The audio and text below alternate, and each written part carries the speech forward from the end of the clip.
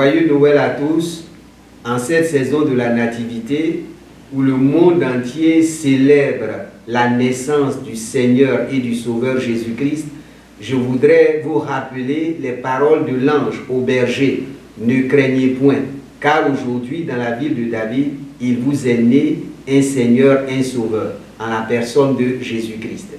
Cette année a été une année très difficile et nous expérimentons une nativité différente des autres nativités avec le coronavirus. C'est pourquoi nous avons besoin d'une parole d'espérance afin de célébrer cette Noël, non pas dans la peur. C'est pourquoi Dieu a dit à Zacharie à travers l'ange Gabriel, Dieu a dit à Marie à travers l'ange Gabriel, Dieu a dit à Joseph à travers un de ses anges et au berger, ne craignez point. Parce que le prince de la paix, Jésus, est né, il est venu dans ce monde pour que nos cœurs ne se troublent point pendant cette saison et que nous soyons tous dans la joie de Dieu, dans l'espérance de Dieu, afin que ce soit une grande fête avec nos familles. Même si vous êtes dans le confinement, Jésus est avec vous. Il a promis d'être avec nous tous les jours jusqu'à la fin du monde. Une fois de plus encore, joyeux Noël à tous. Merry Christmas. Ce dimanche, je vous salue dans le nom merveilleux de Jésus-Christ depuis la ville de Bridgeport, dans le Connecticut, aux États-Unis d'Amérique. Et ce dimanche, je veux profiter de la grâce que Dieu me donne pour vous apporter un message de Noël, un message de nativité. Et mon message de ce dimanche de nativité sera « Ne craignez point ». Ne craignez point. C'est la parole que les anges ont donnée aux bergers lorsqu'ils leur sont apparus. Ne craignez point. Et nous avons besoin d'entendre cette parole. Parce que dans cette saison de Noël, nous vivons et nous expérimentons la pandémie la plus catastrophique, la plus ravageuse de l'histoire de l'humanité. Le Covid-19, qui a maintenant 1 an. En décembre 2019, cette pandémie a éclaté à partir de la Chine et peut-être déjà à d'autres endroits du monde. Mais ça fait 1 an que la Terre vit sous l'ombre du Covid-19. Et les uns et les autres, nous avons besoin en cette saison de Noël, de la Nativité, qui célèbre la naissance de Jésus, le Fils de Dieu, venu pour sauver l'humanité, de recevoir le message « Ne craignez point ». Que ce dimanche, cette parole retentisse dans ton cœur. Quelle que soit la situation à laquelle tu fais face, la maladie, la perte d'un être cher, la perte de ton travail, l'effondrement de ton business, l'effondrement de tes ressources financières, Dieu a un message pour toi. Ne crains point. Et nous allons ce dimanche parcourir 4 groupes de personnes et même un cinquième groupe qui ont reçu ce message de Dieu. Ne crains pas et ne craignez point. Nous verrons à travers l'évangile de Luc et l'évangile de Matthieu comment Dieu a envoyé son ange à Joseph et dire à Joseph, ne crains point. Toi aussi ce dimanche, Dieu te dit, ne crains pas, ne crains point. Corona est là, c'est une réalité, nous ne pouvons pas nier cela. Mais Dieu te dit, Dieu me dit, Dieu nous dit, comme il a dit à Joseph, ne crains pas. À côté de Joseph, il y a eu aussi Zacharie, qui n'avait pas d'enfant avec sa femme Élisabeth. Pendant de nombreuses années, ils ont souhaité, espérer avoir un enfant. Et ils sont arrivés à une étape où ils ne croyaient plus avoir un enfant. C'est là que l'ange Gabriel a été envoyé à Zacharie pour lui dire, ne crains point Zacharie. Toi aussi ce dimanche, où nous célébrons la Noël, où nous célébrons la fête de la Nativité, ne crains point. Après Zacharie, le même ange Gabriel a été envoyé à Marie, mère de Jésus, une jeune fille. Parce qu'à cette époque, les femmes étaient mariées très jeunes, fiancées très jeunes pour être mariées. Elle était fiancée à Joseph. Et les paroles de l'ange à Marie: ne crains pas. Et enfin, le quatrième groupe, ce sont les bergers qui attendaient dehors. Ils passaient la nuit dehors. Et tout d'un coup, une armée céleste d'anges est apparue pour leur dire: ne craignez point. Que ce dimanche, où la majeure partie des chrétiens dans le monde, parce que ce dimanche ne tombe ni le 24 ni le 25, nous célébrons de façon préemptive le 24 et le 25, le message que Dieu nous donne: ne crains pas, ne crains point. Et Jésus lui-même a dit dans Jean chapitre 14 verset 1, que votre cœur ne se trouble point, croyez en Dieu et croyez en moi. Et le monde dans lequel nous vivons en cette saison dominé par le Covid-19 a besoin d'un message d'espérance, a besoin d'un message de consolation, de confort et d'encouragement. Ça ne vient pas d'un homme, ça vient de Dieu. Les anges qui ont été envoyés n'ont pas été envoyés, ne se sont pas envoyés eux-mêmes, ils étaient les messagers de Dieu. Le mot ange signifie messager. Et Dieu te donne un message formidable, un message d'assurance, un message de foi. Ne crains pas, ne crains point. Le corona est une réalité. Des millions de personnes sont infectées. Je ne sais pas combien de millions ont perdu la vie. Et Dieu te dit que ce dimanche de Noël soit un dimanche de célébration dans ton cœur. Qu'au-delà de la peur qui étreint, qui contrôle, il y ait la joie du Seigneur qui est ma force, qui est ta force, qui est notre force, qui explose. Nous avons besoin de l'assurance de Dieu. C'est pourquoi nous allons examiner quelques passages de la parole de Dieu. Le premier passage que nous allons lire, qui est le titre de mon message, ça sera dans Luc chapitre 2, verset 10.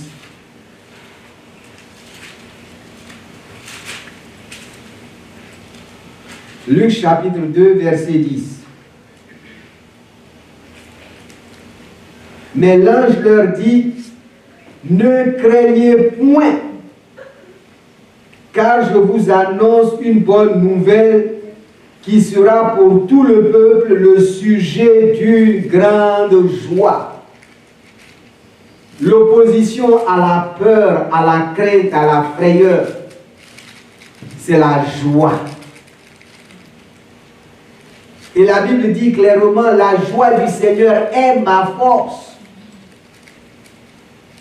Ne craignez point, parce que ce dimanche de Noël est un dimanche de joie, d'allégresse et de célébration. Allons dans Luc chapitre 1, verset 13.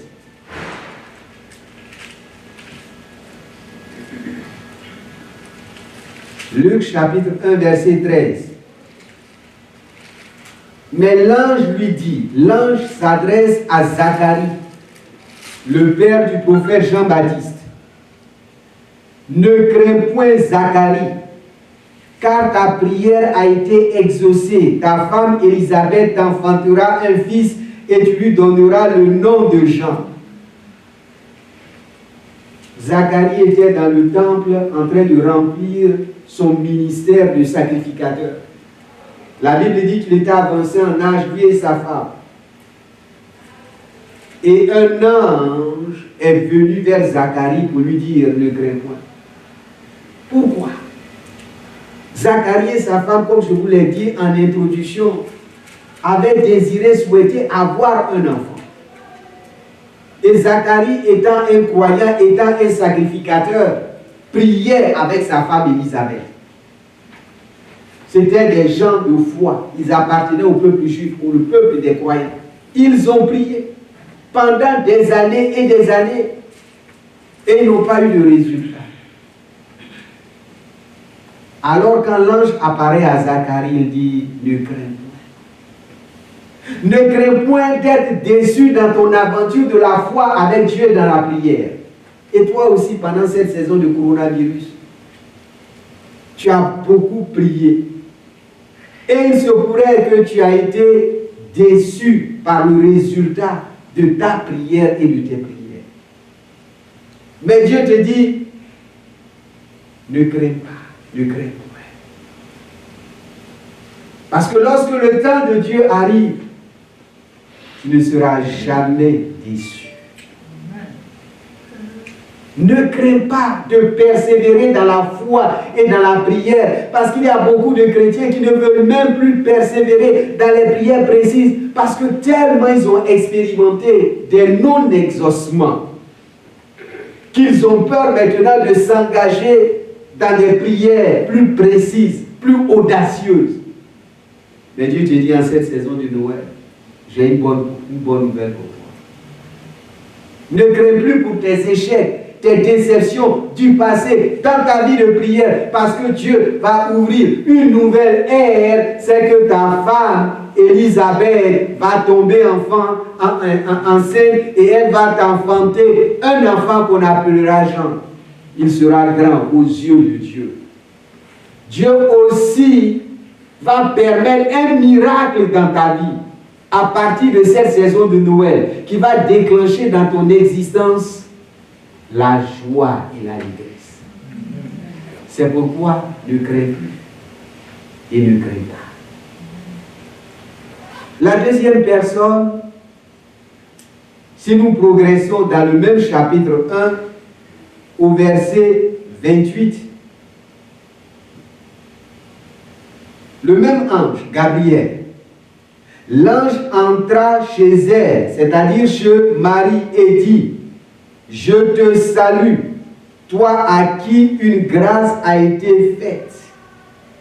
Le Seigneur est avec toi. C'est une parole merveilleuse pour nous, que dans cette saison difficile, dangereuse, incertaine, Dieu nous dit, je suis avec toi. Je suis avec vous. Troublé par cette parole, Marie se demandait ce que pouvait signifier une telle salutation. Verset 30. L'ange lui dit, ne crains point, Marie, car tu as trouvé grâce devant Dieu. Toi aussi ce dimanche, ne crains point, parce que tu as trouvé grâce et faveur aux yeux de Dieu. La grâce et la faveur de la protection divine est ton partage. C'était important que Marie reçoive ce message. Elle était vierge, elle était fiancée à Joseph et elle était jeune. Et on lui dit, Marie, tu vas tomber enceinte. Et tu vas donner naissance à un enfant qu'on va appeler Jésus. Mais Marie a peur, elle est troublée. Pour quelle raison?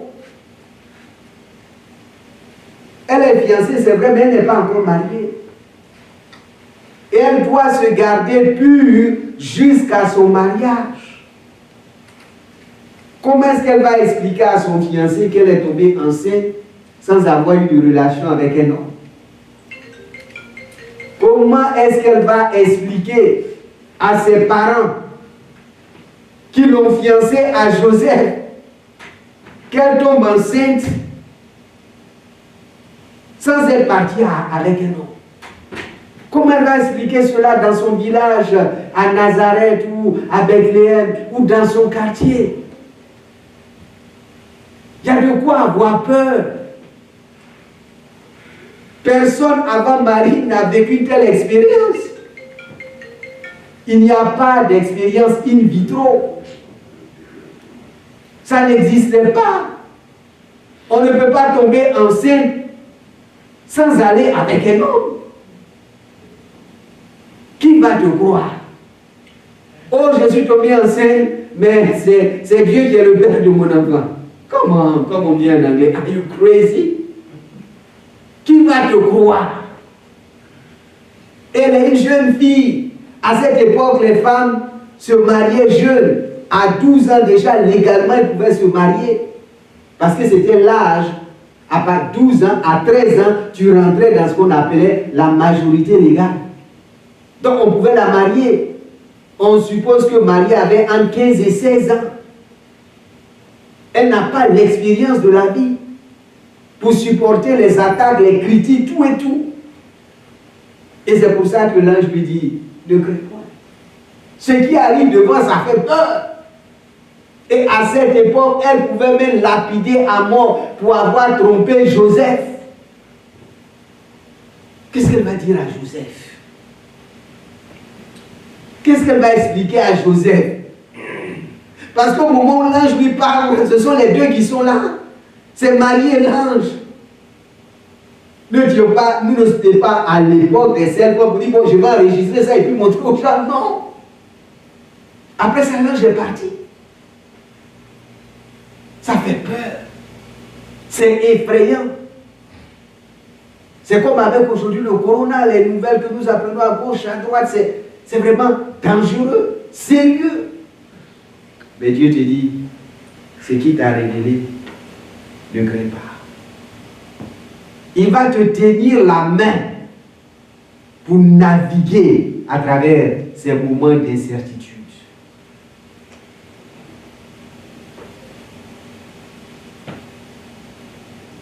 La prochaine personne, nous allons dans Matthieu chapitre 1, verset 20. Donc Marie, après le passage de l'ange, a commencé à manifester les symptômes de la grossesse. Donc elle a dû parler de cela à son fiancé Joseph.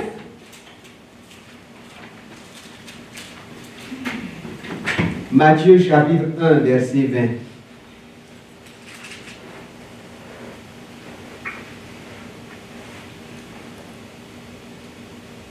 Comme il y pensait, parce que Joseph ayant appris la nouvelle bien sûr de Marie, comme c'était un homme de bien, il a cherché à rompre secrètement avec elle. Il ne voulait pas la diffamer. Et pendant qu'il pensait secrètement à rompre les fiançailles,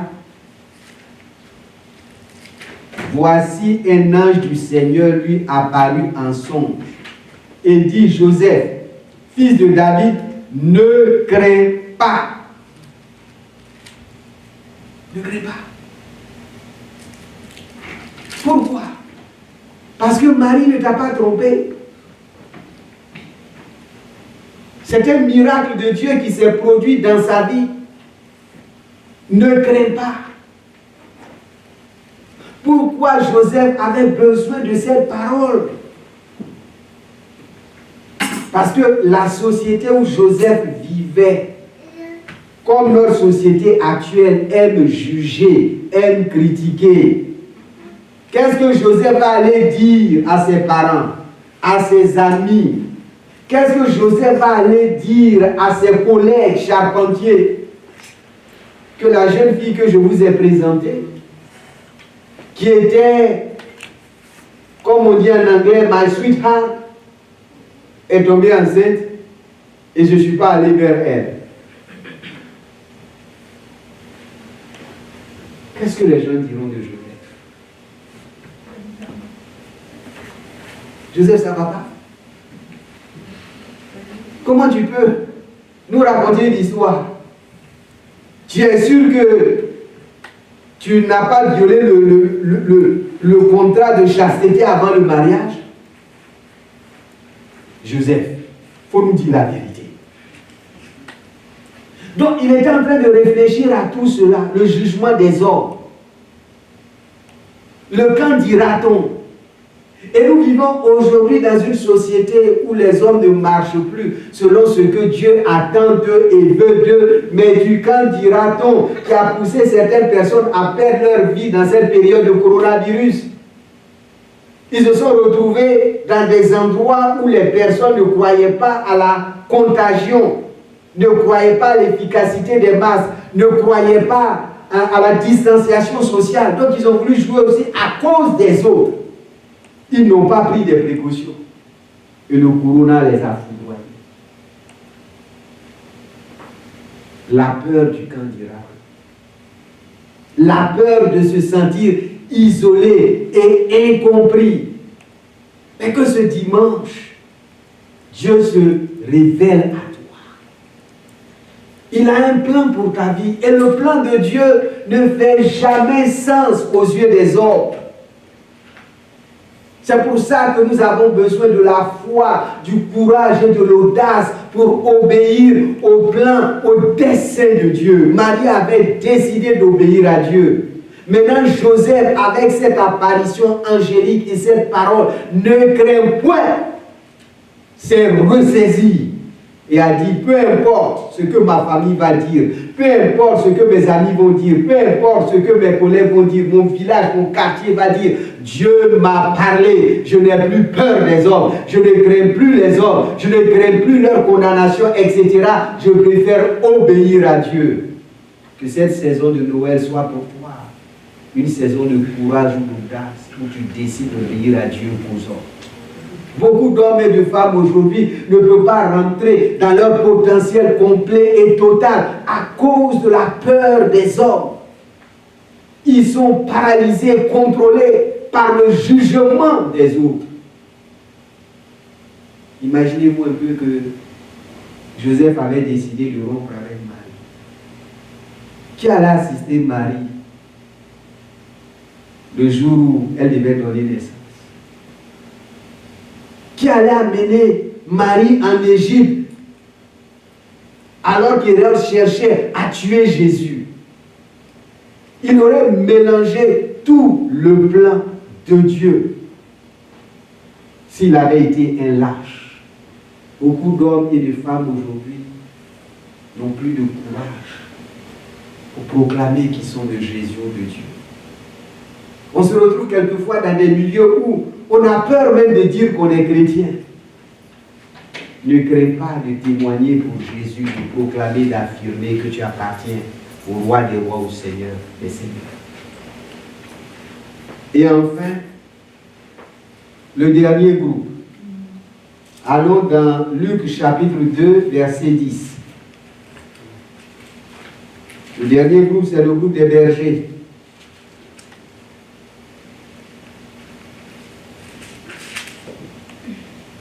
Luc chapitre 2, verset 10, mais nous commençons à partir du verset 8.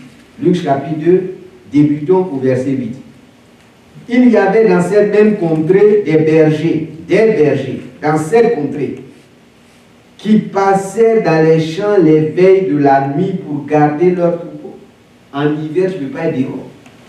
Pendant la nuit, ça montre clairement que Jésus n'est pas né le 25, le 24 ou le 25 décembre.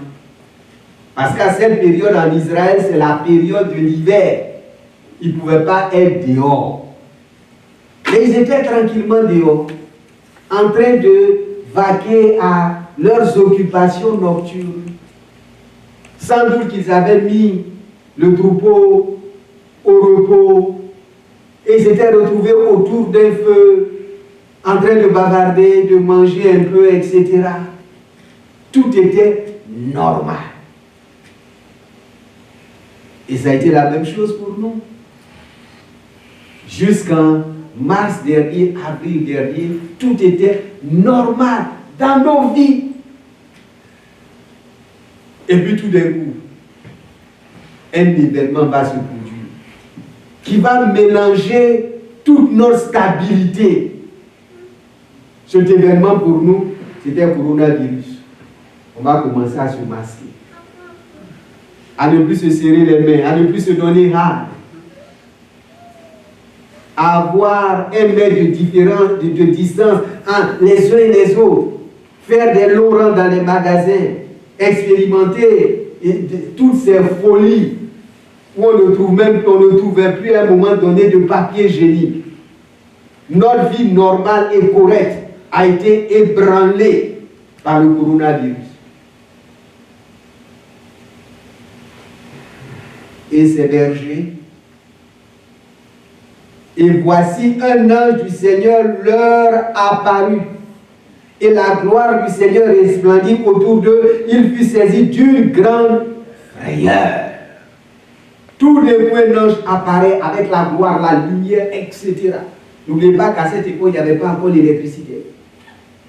Donc tout d'un coup, tout est clair. Ça change leur stabilité. Ce à quoi ils étaient habitués. Et Corona a changé nos habitudes, qu'on le veuille ou pas. Mais je bénis Dieu aussi, parce que grâce à Corona aujourd'hui, on est entendu online. Ce système que nous avons mis au point, c'était pour permettre aux saints de continuer à recevoir la parole de Dieu malgré le coronavirus. Parce que toute chose concourt au bien de ceux qui aiment Dieu. Même Dieu peut transformer le mal en bien. Verset 10, mais l'ange leur dit, n'oubliez pas qu'il a dit, il fut saisi d'une grande frayeur. Mais l'ange leur dit, ne craignez point, car je vous annonce une bonne nouvelle qui sera pour tout le peuple le sujet d'une grande joie. C'est qu'aujourd'hui, dans la ville de David,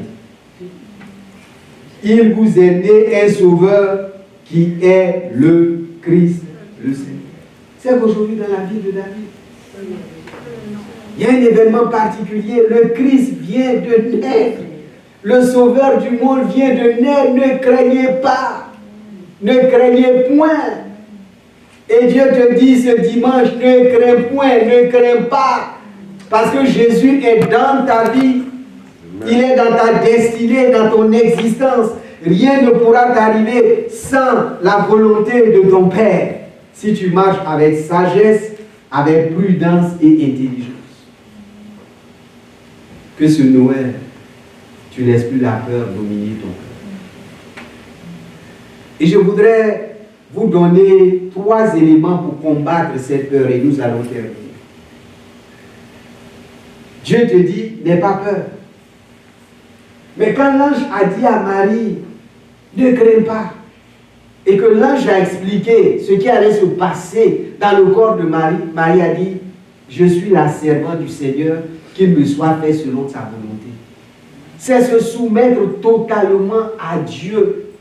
Et Dieu veut que dans cette période de frayeur, de crainte et d'incertitude, nous puissions soumettre nos peurs et nos frayeurs entre ses mains. La Bible dit, déchargez-vous sur le Seigneur et le Seigneur prendra soin de vous. Comme Marie, just surrender yourself to God. Déchargeons-nous, soumettons-nous à Dieu. Deuxième élément pour lutter contre la peur, c'est étouffer la voix et les paroles de peur. Et nous vivons dans une société où la télévision, dans une société où Internet, YouTube, WhatsApp, tous ces médias sociaux déversent des voix de peur dans nos cœurs. Que nous puissions faire taire ces voix de peur. Et pour les remplacer par la voix de Dieu, par la parole de Dieu. Troisième élément, que dans cette période, tu apprennes à chanter, à écouter des chants. Parce que lorsque Marie est allée voir Élisabeth,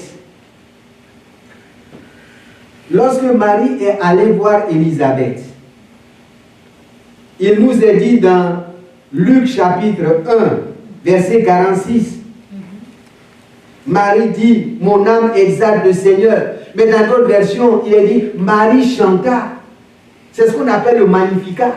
C'est le cantique de Marie Marie n'a pas dit, Marie a chanté un cantique. Alors qu'elle était en danger, elle est tombée enceinte sans un homme. Mais pour combattre la peur et la crainte, Marie a chanté. Toi aussi, dans cette période, si tu ne sais pas chanter, mets un CD en marche. Va sur un site où il y a des louanges et des adorations. Parce que Dieu siège au milieu de la louange et de l'adoration. Et celui qui te dit ne crains point dans les chants, dans la musique chrétienne, dans les bons gospels, va guérir ton cœur de toute peur et de toute frayeur. Et enfin, le dernier remède contre la peur, ce sont les promesses de Dieu. Dieu nous a donné tellement de promesses pour créer en nous l'espérance. Et vous saviez combien de promesses de Dieu il y a dans la Bible? 7000 promesses. C'est beaucoup ça. 7000 promesses. Ce sont des promesses d'amour, d'espérance, d'assurance et de sécurité. La promesse de nous protéger. Lorsque je marche dans la vallée de l'ombre du coronavirus, je ne crains aucun mal. Sa houlette et son bâton me rassurent. Dans le psaume 91, il est dit que l'ange de l'Éternel campe autour de ceux qui les craignent pour les arracher du danger. Et le danger, je mets le danger du coronavirus. Et il est dit ailleurs dans ses promesses qu'ils tomberont à notre côté, 10 000 à notre droite, ne seront point atteints. Ce sont les promesses de Dieu, les promesses de protection, les promesses de guérison, les promesses de prospérité, les promesses de bonheur, de paix et de joie. Sature ton cœur et tes pensées des promesses de Dieu. Et non pas de toutes ces paroles mensongères, trompées, tronquées, que nous recevons partout aujourd'hui, par les médias sociaux. Aujourd'hui, n'importe qui s'élève, il devient expert. Et les gens portent des blouses blanches. On met devant son nom toutes sortes de titres qu'on n'a pas le temps d'aller vérifier. Mais la promesse de Dieu est oui et amen. Dieu n'est pas un homme pour mentir. Ce que Dieu te dit dans sa parole, si tu sers cette parole dans ton cœur, tu n'auras pas à craindre. Tu n'auras pas à avoir peur. Il y a un dernier individu à qui on n'a pas dit ne crains point. C'est le roi Hérode. Lorsque les anges et les mailles sont venus lui dire qu'ils sont venus voir le roi des Juifs, Hérode a paniqué, il a eu peur. Et ça l'a poussé à aller tuer les enfants qui avaient moins de 2 ans. Sa peur l'a poussé à faire le mal. Les 4 groupes de personnes, leur peur les a poussés à recevoir la paix de Dieu et à accomplir le plan de Dieu pour leur vie. Ne sois pas Hérode. Dans cette période de peur mondiale, n'agis pas dans l'insécurité. Hérode avait peur pour son trône. Et pour cette raison, il a menti aux mages. Et ensuite, il a décidé d'aller massacrer tous les enfants mâles qui avaient moins de 2 ans. N'aie pas peur comme Hérode. Parce que lorsque tu as peur, tu vois des ennemis partout. Et tu cherches à utiliser les moyens qu'il ne faut pas pour te défendre. Que Dieu te donne sa sécurité, son assurance. Amen. Que même quand les autres réussissent, quand les autres prospèrent, tu ne te trouves pas en situation de te défendre inutilement. J'aime souvent dire ce que Dieu m'a donné, personne ne peut m'arracher. Et ce que Dieu t'a donné aussi, personne ne peut t'arracher cela. Vous vous souvenez de Joseph, ses frères et Potiphar, la femme de Potiphar, ils ont tout fait pour lui arracher ce qui était bon pour lui. Mais chaque fois qu'il lui faisait du mal, il aidait à s'approcher de sa destinée pour devenir premier ministre d'Égypte. Donc ne regarde pas tes ennemis. Tes ennemis sont une bénédiction de Dieu pour toi, pour te propulser dans ta destinée. N'aie pas peur comme Hérode. Ce que Dieu a pour ta vie, ça se réalisera.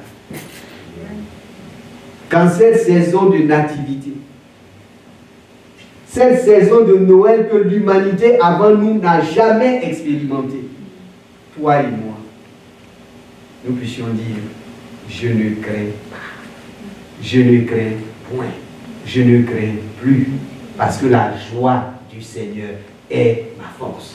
Amen. Une fois de plus, ne craignez point, car ce jour est un jour de bonnes nouvelles pour célébrer la naissance de Jésus dans ce monde. Merry Christmas et joyeux Noël à tous.